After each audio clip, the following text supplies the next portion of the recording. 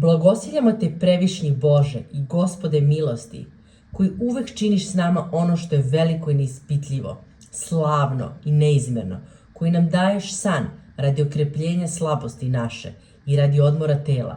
Zahvaljujemo ti što nas nisi pogubio sa bezakonjima našim, nego si pokazao svoje svagdašnje čovekoljublje i podigao nas koji smo spavali, da slavimo moć tvoju.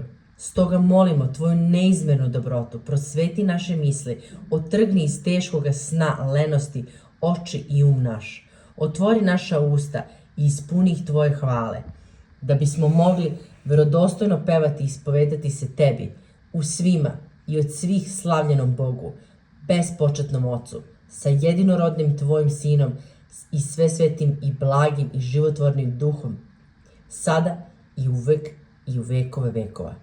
Amen.